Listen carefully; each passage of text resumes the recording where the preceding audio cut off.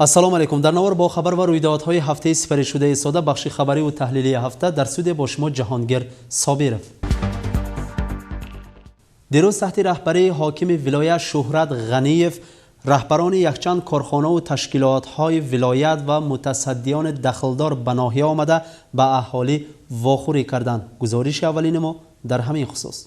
شنیدن درد و معمای خلق و برطرف نمودن آن یکی از وظیفه‌های اولین درجه رهبران به شمار می‌رود. اعتراف باید کرد که امروزها غایه انسان‌پرورانه اداره‌های دولتی برای خلق خدمت می‌کنند در عمل افاده خود را می‌یابد که آن در راضی نمودن خلق از سیاست کنونی اهمیت مهم کسب می‌کند. گفته‌های بالایی را تشریف حاکم ولایت شهرت غنیف به ناحیه سوخ در سنه 1 نوامبر سال جاری بار دیگر اثبات می‌نماید. دیروز رهبر ولایت به ناحیه آمد و سراول به اهالی در نزد تبابتخانه محله طلوا خورد. با درد و معمای خلق گوش انداخت و در دایره امکان و قانون مشکل‌های مردم در جایش برطرف کرده شدند. ولایت حاکمه kelib mana biz bilan uchrashdilar. Benihoyat xursandmiz. Men taklif qilgandim-ki, shu больницамizda yaxshilab remontlar berdilar. Biz shu tumandan uzoq bo'lganligi uchun 10 ta qo'yka ochib bering dedik. Va'da berdilar. Mana yana bir taklif qildimki, bog'cha qurish uchun nima qilinglar dedim. Mayli deb 10 noyabr kuni shu ish boshlanadi deb menga va'da berdilar. Viloyat hokimimizga rahmatki shu ishlarni bajarishga amaliy yordam beradilar. برای وسیع نمودن امکانیت‌های شفاخانه محله و بنیاد باغچه در دهه طول به متصدیان سپارش داده شد و روزهای نزدیک در دهه کارهای ساختمانی برای بنیاد مؤسسه تا مکتبی آغاز می‌یابند. گفت رهبر ولایت هنگام واخوری به اهالی مسئله راه سوخرشتان نیز به میان پرتافته شد و حاکم قید نمود که مسئله مذکور در مد نظر حکومت ریسپوبلیکا می باشد و در این جاده مذاکره رفته ایستاده است. پس آن حاکم ولایت به محله غزناب رفته در نزد نکته طبی به اهالی واخورد. از مشکل‌های مردم پرسان شد. برای اسفال پوش کردن صحن نکته طبی و کوچه مکتب به متصدیان سپارش داد. در دهه دیویران نیز با استقامت کنندگان محله‌های انبره و دیویران رهبر ولایت واخورد و اهالی معماهای وابسته به گاز طبیعی رواج دادن ساحه تدبیرکاری را به حاکم معلوم کردند. خوشبختانه اکثریت معماها در جایش حل کرده شدند. بعد آن در مرکز محله هوشیار حاکم به خلق ده مذکور واخوری کرد. حاکم ولایت قید نمود که به موضع‌های بی‌آب این حدود از حساب دولت آب برآورده باغ برپا می‌کنند و در آنجا نهال پیسته پرورش کرده می‌شود. یکی از ساکنان محله روشن میرشریفov عاید نبودن شرایط مساعد در دهه برای به ورزش مشغول شدن جوانان و برای بنیاد استادیوم لازم بودن زمین به حاکم ولایت مراجعت کرد. رهبر ولایت به حاکم ناحیه سپارش داد که خود همین روز جای استادیوم معین کرده شود و به تدبیرکار امکانیت باید داد که مین استادیوم را بنیاد کند. از خانه مدنیت دهه مذکور نیز دیدن کرد و قید نمود که مرکز مذکور را نیز برای در روزهای نزدیک تعمیر نمودن کوشش خواهند کرد. Mana bugun qishlog'imizga viloyat hokimi kelib, xalq bilan muloqot o'tkazdi. Muammolarini so'raganda biz yoshlar uchun mini stadion so'radik. Bugunning o'zidan bizga va'da berishdi, 2 ta mini futbol uchun yer ajratib berishmoqchi bo'ldi. Biz minnatdorchilik bildiramiz. حمایه اجتماعی اهالی یکی از عامل‌های اساسی سیاست دولت و جمعیت به حساب رفته. در این باره حکومت ریسپوبلیکا و پرزیدنت مملکت برای همه‌جانبه دستگیری نمودن شخصان کم بضاعت و کم تامین معیوب و به حمایه اجتماعی محتاج چاره و تدبیرهای مشخص را منتظم قبول نموده می‌آیند و در حدودهای ریسپوبلیکا اجرای آن عملی گردانده می‌شود. با تشبث حاکم ولایت به ناحیه محصولات‌های آرد و روغن و شکر آورده به عائله‌های دارای امکانیتش محدود به پول تقسیم کرده شد. از این گونه اعتبار و غمخواری عائله‌های دارای امکانیت محدود خیلی ممنون گشتند. آوردشای به پل آورده داده شده من این زمان نالم پول بشه. این زمان در هیچ تاریخ دنیا نشیده است. توغری میگفتم توغری رحمت همه گفتن رحمت. Halkımızga rahmet mana maddi yardım kılıp ün tarqatış yaptı, yollarımızı asfalt berişdi, stalbalardı koyup berişdi, simlarımızı tartıp berişdi, uylarımız çarağan, yarıq. Biz bulardan minnetdarmız. Qishloqlarimiz obod bo'lyapti. Prezidentimizga mingdan ming rahmat. حاکم در دهه هوشیار به مکتب رقم 14 رفته با خوانندگان مکتب واخوری کرد و به مکتب مذکور یک عدد تلویزور زمانوی و به خوانندگان مکتب کتاب‌های بدیعی تحفه نمود. حاکم در محله‌های قزلقیاق و سری کنده نیز به اهالی واخوری کرد. قید نمود که در محله قزلقیاق جداشوی عائله‌ها به نظر نمی‌رسند و از این خاطر در بین دیگر محله‌های ولایت این دهه در صف پیش است و کارهای ترغیباتی در اینجا خیلی خوب به راه مانده شده است. برای همین به دهه مذکور 10 میلیون سوم مکافات پولی داده می‌شود، گفت رهبر ولایت. در دهه سرکنده باشد به خاندان یکی از نورانیان درآمده با آن کس صحبت کرد. میتوان گفت که تشریف حاکم ولایت به ناحیه سوخ این پور را به منفعت اهالی بود و اقرار باید شد که یک چند مسئله های حل طلب در جایش حل خود را یافتند. طوری که آگاه هستید هفته گذشته روز 25 اکتبر در تمام مقیاس کشورمان روز خادمان کارهای داخلی تنتناناک جشن گرفته شد و به همین مناسبت خادمان ساحه در ناحیه سوخ نیز از جانب حاکمیت ناحیه تقدیرانیده شدند. به این مناسبت در یکی از کمپلکس های زمانوی مرکز ناحیه تدبیر دایر گردید. در تدبیر تحت رهبری حاکم ناحیه رهبران و نمایندگان ارگان های حقوق و ترتیبات، کارخانه و تشکیلات ها، رئیسان محله ها، فخریه های ساحه مذکور اشتراک نمودند. تدبیر را حاکم ناحیه فرخ اوسرف حسنی آغاز بخشید و خادمان ساحه را به عید کسبیشان تبریک نمود. حاکم در دوام نطقش قید نمود که با تشبث رهبر دولت در قطار همه جبهه ها در ساحه کارهای داخلی نیز اصلاحات و دیگرگونی های کلی به وجود آمد. در نتیجه فراهم آوردن امکانات های زیاد خادمان ساحه باز هم ثمراناک فعالیت میبرند و در حدودها شماره جنایت و حقوق ویرانکنی ها نسبت به پیشتر کم میگردد. پس آن سرور شعبه کارهای داخلی ناحیه سعید بهرام سعید موسوی به سخن برآمده به اشتراکداران تدبیر تبریک وزیر وزارت کارهای داخلی را خوانده داد و خادمان ساحه را نیز تبریک نمود. o'z hayotini vatanimiz tinchligi va osoyishtaligini ta'minlash, fuqarolarimiz huquq va erkinliklarini, qonuniy manfaatlarini himoya qilish, xalq manfaatiga xizmat qilish, o'zini professional bo'yicha deb bilgan aziz mardonlarga va o'zini hayotini vatanimizni tinchligi uchun o'zini hayotini bergan, hozirgi kunda og'amizni bo'lmaganlarni oila a'zolarini bugungi ulug' kun ichki ishlar organlari xodimlari kasb bayramida chin qalbdan tabriklayman. بعدیان یک گروه خادمان فعال ساحه از جانب حاکمیت ناحیه تقدیرانیده شدند. واقعا خادمان ساحه حقوق و ترتیبات بخصوص کارهای داخلی در برقراری صلح و امنیت به خطر اهالی سهمی برجسته دارند. خصوصا ناظران پروفیلاکتیکی، معاونان آنها، در یک جایگی رئیسان محله ها در حدودها برای نگاه داشتن ترتیب و انتظام گرفتن پیش راه جنایتکاری و حقوق ویرانکنی ها تلاش های زیاد به خرج می‌دهند که واقعا مهنت آنها به اعتراف و قدر کردن سزاوار است. ناظران پروفیلاکتیکی، معاونان آنها و رئیسان بعضی از محله ها که در حدودشان در دوام 9 ماه آخر جنایت روی نداده است به گرفتن افتخارنامه و مکافات های گرانبهای حاکمیت ناحیه و شعبه کارهای داخلی میسر گشتند. و معاون رئیس خزینه محله ابراهیم جان احمدوف که یک چند سال در شعبه کارهای داخلی نیز فعالیت برده است، آردن محله افتخاری را حاکم ناحیه در وضع متنتن تقدیم نمود. پس آن دستور کنسرت آغاز یافت و در آن صنعتکاران نامی خانه مدنیت ناحیه توسط سرودهای دلنشین خود طبع اهل تدبیر را خوشنود ساختند. تدبیر تا دیر دوام کرد و در اشتراکداران تأثیرات خوب باقی گذاشت.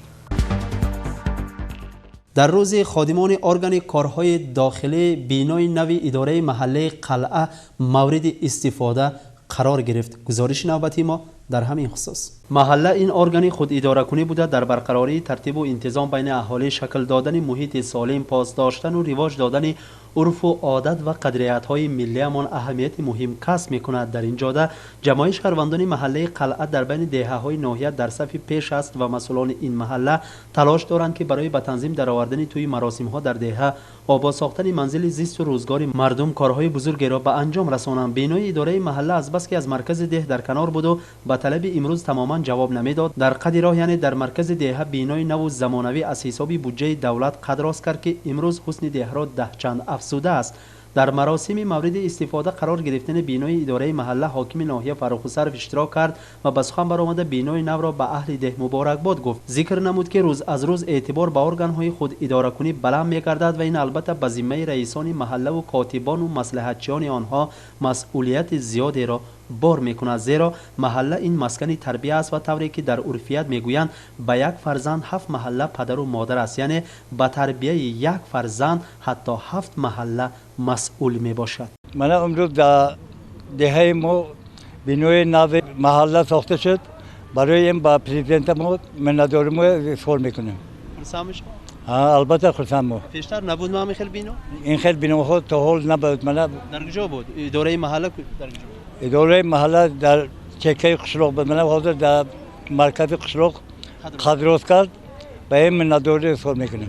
در آینده برای همین کارهای محله پیشرفت کار، پیشگیری جنایتچی، آباسازی حصه خود را میگذاریم. در مراسم به استفاده سپاری بینای مذکور وکیلان از خزینه محله ولایت نیز اشتراک نمودند و از نام خزینه مذکور به اداره محله کامپیوتر زمانوی تقدیم کرده شد. خوانندگان مکتب رقم 26 در تدبیر اشتراک نمودند و از بس که آن روز عید بالای عید بود، یعنی روز خادمان کارهای داخلی بود، رهبران ارگان‌های حقوق و ترتیبات ناحیه را به عید کسبی تبریک نمودند. ازبکستان ملک جان جانی ما، سادی ما چهره خندانی ما، باغ ما گستانی ما، بستانی ما، تو عزیز عزیزی جسم و جانی ما. در بینای مذکور برای رئیس کاتب مصلحتچی او ناظر پروفیلاکتیکی و رئیس نورانیان دهه خانه علاهیده جدا کرده شده است. برای گذرانیدن مجلس و چاره‌بینی های محله نیز تالار علاهیده جدا گردیده است که در آنجا برای زیاده از 60-70 نفر شهروندان جای نشست موجود است. بعد روزهای بشمار فصل زمستان هم فرا می رسد، اما تا حال بعضی از ابیکت‌های اجتماعی برای زمستان گذرانی آماده نیستند. خصوصا در باغچه و مکتب‌های حدود سکتور یکم در سیستم گرمکنی کمبودی‌ها به نظر می رسند، گفت حاکم ناحیه بعد از نظر گذرانیدن حدود سکتور یکم. از ماه می آغاز کرده حکومت ریسپوبلیک توسط وسایط اخبار عموم بانگ میزند که برای زمستان گذرانی آمادگی دیدن لازم است، اما تا به امروز بعضی از مکتب و باغچه های ناحیه به خصوص حدود سکتور یکم برای زمستان گذرانی آماده نیستند. برای چه؟ رهبران به کجا می نگرند؟ مکتب درگاهی است که فرزندان ما و شما تعلیم میگیرند. چرا به تقدیر فرزندان خیش به اعتبار هستیم؟ حاکم ناحیه به هر یک انشاءات‌های اجتماعی این حدود وارد شده حالت را آموخت و بار دیگر اقرار شد که برخی از مسئولان گویا از نزدیک شدن فصل زمستان تماماً بیخبرند. سیستم گرمکنی بعضی از مؤسسه های مکتبی و تا مکتبی تا حال از نظارت گذرانیده نشدند. همه ابیکت های اجتماعی پر را از جانب دولت به انگشت سنگ تامین کرده شده است، اما تیار نبودن سیستم های گرمکنی را چه خیلی شرح باید داد. چون اشتراک کنیم؟ حاضر سوتون رو اشتراک کنیم؟ قچان؟ شیوا برا؟ کن هفته فایتلا بر مگه خواست یوق کنیبسیler? حاضر اندیو کنیم سولانه توردunu tayyorlab qo'ydik. Ya hozir sovuq bo'lmayaptimi kunduz yani? Hozir 2 soatdan keyin uxlashadi bolalar, ha? Hozir unchalik sovuq bo'lgani yo'qmi? Uncha sovuq emas ko'rdim. چرا مسئولان بیخبر و بی‌پروایند؟ حاکم ناحیه از هر یک مکتب و باغچه های سکتور یکم دیدن کرد و برای در مدت تیز برطرف نمودن این معماها مدیر شعبه تعلیم خلق و مؤسسه تا مکتبی را وظیفه‌دار ساخت. حاکم قید نمود که چرا تا این دم سیستم های گرمکنی را از نظارت نگذرانیدند و در دوام نطقش رهبران شعبه تعلیم و مؤسسه تا مکتبی را سخت زیر تنقید گرفت. باور داریم که از این رهبران و مسئولان دخلدار خلاصه های ضروری برآورده وظیفه خیش را به طور اعلی اجرا می نمایند. در جمع آمدی که تحت رهبری حاکم ناحیه در دوام همین هفته در تالار مجلس های حاکمیت ناحیه شده گذشت، مسئله زمستان گذرانی بار دیگر مورد محاکمه قرار گرفت. اینچنین در جمع آمد یک چند مسئله ها دیده شدند. در جمع آمد رهبران کارخانه و تشکیلات ها، رئیسان محله ها و مصلحتچیان آنها، نمایندگان حقوق و ترتیبات، تعلیم و وسایط اخبار عموم اشتراک کردند. جمع آمد را حاکم ناحیه فرخ الصرف حسنی آغاز بخشیده قید نمود که فصل زمستان در میکوبد، پس چرا تا این دم سیستم های گرمکنی بعضی از ابیکت های اجتماعی از نظارت گذرانیده نشدند؟ از این خاطر حاکم جانشینان خود را وظیفه‌دار ساخت که هر یک ابیکت های اجتماعی یعنی شفاخانه و نقطه های طبی، مکتب و مؤسسه های تا مکتبی را از نظارت گذرانند.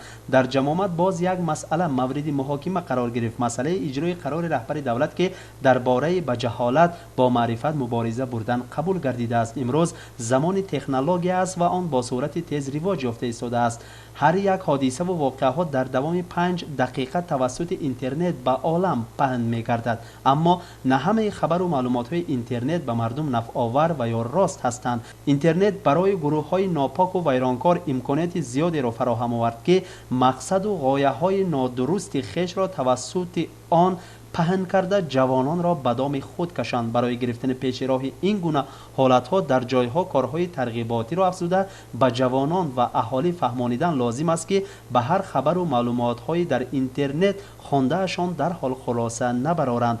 حاکم در ادامه نطقش تاکید نمود که پیش از همه معنویات جوانان را افزودن لازم است. غایه‌های ویرانکار همان وقت جوانان ما را از راه زدن نمی‌توانند که آنها اگر صاحب معنویات والا باشند. 5 تشبس مهم رهبر دولت را اگر در هر محله و مکتب‌ها به عمل ثمرناک تطبیق نماییم، جوانان ما به راه نادرست هیچگاه وارد نمی‌شوند.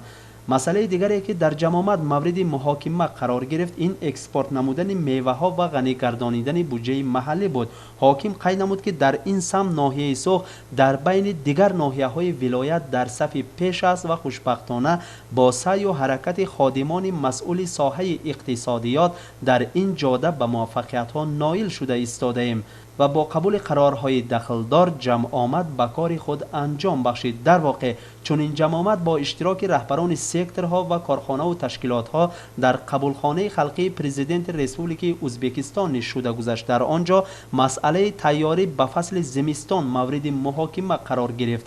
به هر یک مکتب و باغچه و مؤسسه های طبی انگیش سنگ از جانب دولت تأمین کرده شد. مسئولان را لازم بود که پیش از آن سیستم های گرمکنی را باید از نظر گذرانیده کمبودی هایشان نوشته رهبریت را آگاه سازند. حالا هم وقت است در مدت 2-3 روز این کار را به آخر رسانیدن موافق مقصد می باشد.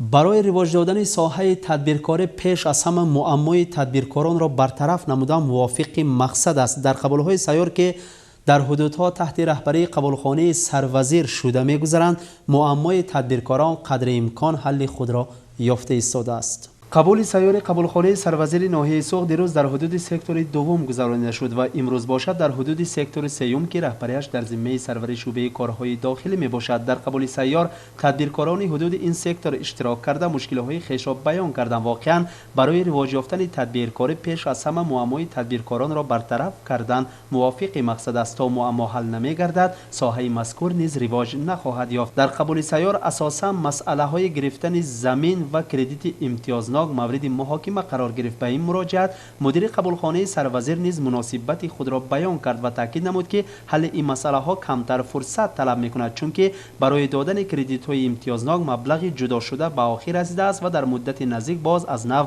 مبلغ جدا کرده می شود. زمین را باشد توسط اکسیون گرفتن ممکن است. ما موافق ریجی کاری در هر یک محله تدبیرکاری کردیم و آخری کردیم دکار.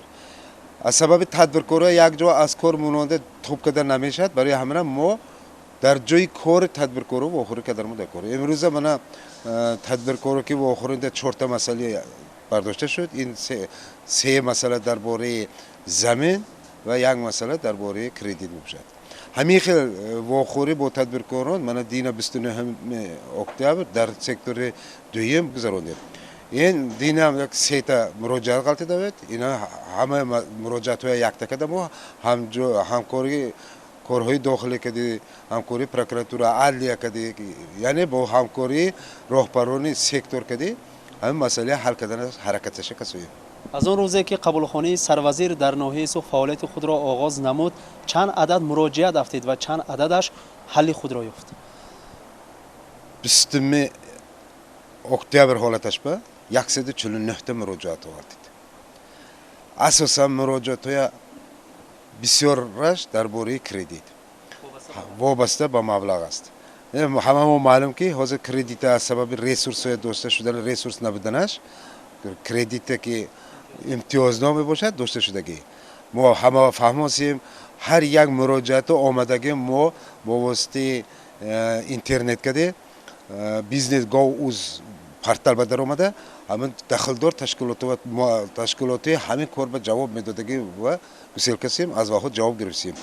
این گفته گپ کردیت داده نمیشد گفته گپ نه کردیت البته میشد ریسورس امتیازنامه کردیت حل میشد همین میتیم.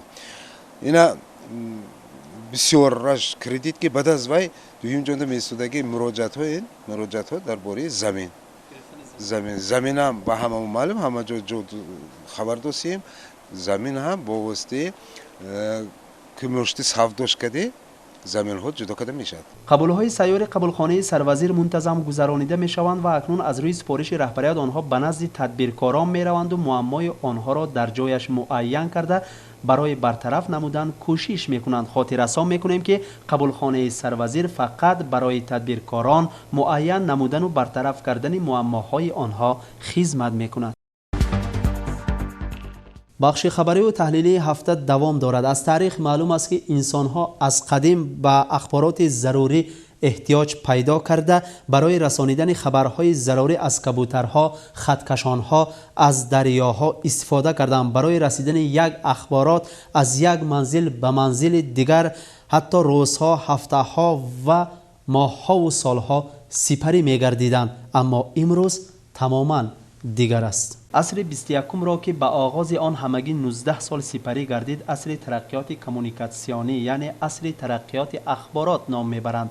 барои дастрас кардани ахбороти дилхоҳ ҳама кас имрӯз имконият дорад ки аз сайтҳои интернетӣ истифода карда ахбори дилхоҳашро пайдо кунад ва боз ҳар кас имконият дорад ки дар сайтҳои интернетӣ ахбороти дилхоҳашро боқӣ гузорад. як ахборот аз як кунҷи дунё дар якчанд сония ба тамоми дунё паҳн карда мешавад. ҳастанд инсонҳое ки аз ин манбаъ ба мақсадҳои нопоку ифлосу ғаразнок истифода карда меоянд. дар натиҷа дар ин манбаи ахборот хабарҳои бардуруғ ниҳоят зиёд мегарданд. ахбороти дуруғ ҳамеша ба мақсади нопоку ғаразнок паҳн карда мешавад. хонандаи ин гуна ахборотҳои бардуруғ ҳатто асли воқеаро ҳам нафаҳмида куркурона ба он бовар карданаш аз эҳтимол дур нест. бинобар ин ҳамеша огоҳ будан ва ба ҳар хабару ҳангомаҳои бардуруғ бовар накардан ин нишонаи комилии инсон аст. ҳозир мо дар замоне зиндагӣ карда истодаем ки техника, технология аз он ҷумла тарзи хабаррасонӣ ба одамҳо, ахборот, расонидани ахборот ҳамин хел тараққӣ ёфта истодааст ки ҳатто дар як қитъа макон ба вуҷуд омадагӣ воқеа дар бораш дар қитъаи дигар, дар кунҷи дигари дунё дар давоми якчанд дақиқа фаҳмида паҳн шуда рафта истодааст. маъно аз ин гапҳо аз ҳамин иборат аст ки ба омма, ба шуури мардум таъсиррасонии ҳам қувваҳои хубӣ, ҳам қувваҳои бад, вайронкор имкониятҳои калон дар назди онҳо мавҷуд аст. барои ҳамин дар вақти аз интернет ва хабарҳое ки аз ба воситаи интернет ба шумо маълум мегардад ба инсонҳо набояд ҳама вақт ба он бовар кард. дар психология ҳамин хел терминҳо ҳаст. ҳар як чизро анализ, синтез ва хулоса баровардан гуфтагӣ чист. барои ҳамин ба ҳар маълумотҳое ки ба шумо дастрас карда мешавад бояд ба вай аз ҷиҳати ақлу фаросат, мантиқ эътибор додан лозим аст ва дарҳол ба вай бовар кардан ба хатогӣ расонданаш мумкин. яъне ба хулоса кардан шитоб набояд кард, чунки баъзе хабарҳо албатта дуруғ ҳастанд, нодуруст ҳастанд. ин ҳодисаҳо рӯй дода истодааст, албатта мо мушоҳида карда истодаем ҳатто. ва боз ҳаминро гуфтанем ки имрӯзҳо тавассути интернет ғояҳои вайронкор ҷавононро аз роҳи дуруст ба роҳи нодуруст баргардонида истоданд. дар ин маврид бояд чӣ кор кард? ба ҷавонон чиҳоро бештар омӯзонид? ҳаминро таъкид кардан лозим аст ки аз ахборотҳо бо ақлона истифода бурдан лозим аст. қувваҳое мавҷуд аст ки ҳатто ба хонандагон таъсир расонданӣ мехоҳанд тавассути интернет. ҳатто муаллимон, падару модарон, тамоми инсонҳо дар ин бора бояд оқилу бомулоҳиза бошанд.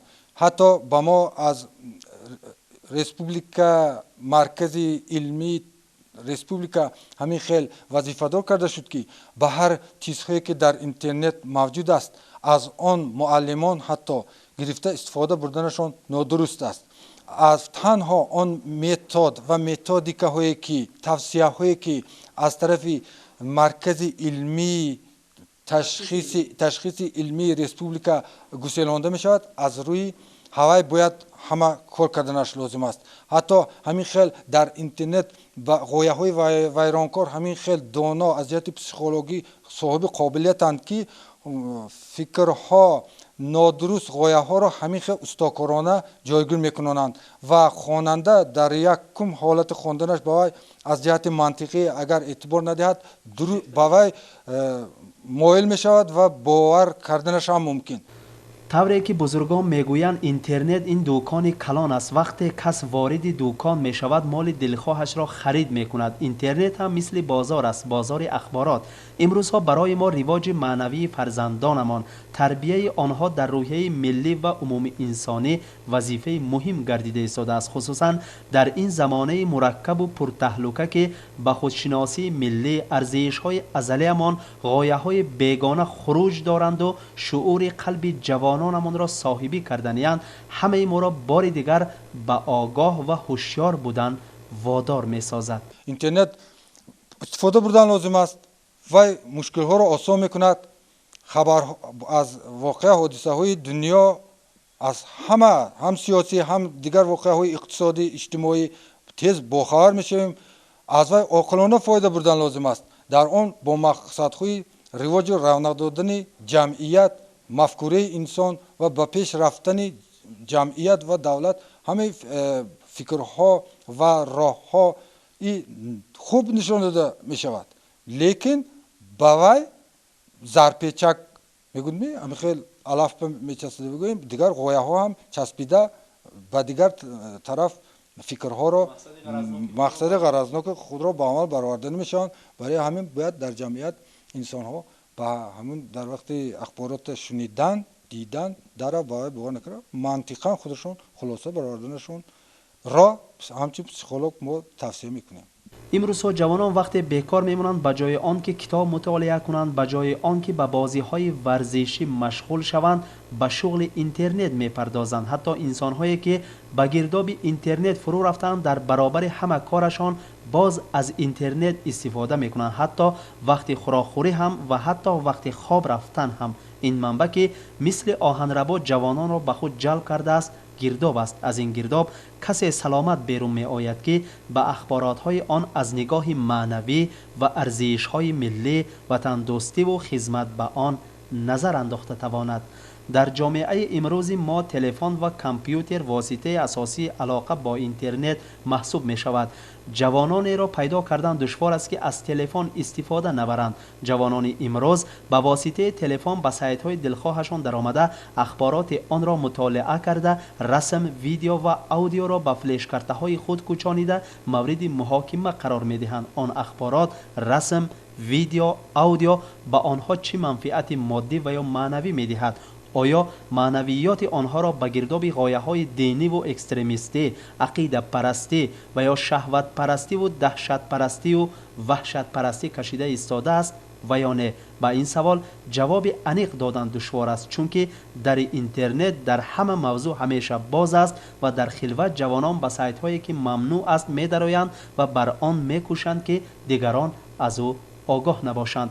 حتی بعضی توسط اینترنت به خبر و عقیده های گروه های ناپاک دین مبین اسلام را نقاب کردند، باور نموده به راه نادرست وارد گردیده ایستادند و به مقابل زادگاه خود خلق خود می روند. حال آنکه در ماده 5 قانون آزادی وجدان و تشکیلات های دینی چنین آورده شده است: به واسطه دین به مقابل دولت و کنستیتوسیا ترغیبات بردن، برانگیختن حس عداوت و نفرت و دشمنی بین ملت ها، ویران کردن حیات خوش و ریشه های اخلاقی شهروندان، بهتان، ترغیب هنگامه های بیقرار کننده وضعیت بین اهالی واهمه انداختن، همچنین حرکت هایی که به مقابل دولت، جمعیت و شخص نگرانده شده است راه دادن نمی شود.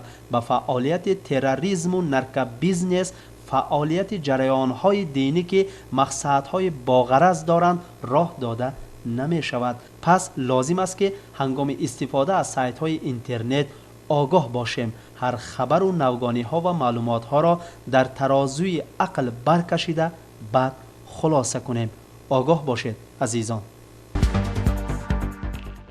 این بود بخش خبری و تحلیلی هفته و در همین جا با بخش خبری و تحلیلی حسنی انجام میبخشیم. خیر، سلامت باشید و با برنامه‌های تلویزیونی سوخ بمانید. در واقع اگر فکر و درخواست و یا یگان معمای مشکلی داشته باشید با ما توسط نامه ارسال نمایید. تلویزیونی سوخ در دایره قانون برای برطرف نمودن معماهای شما همیشه آماده است.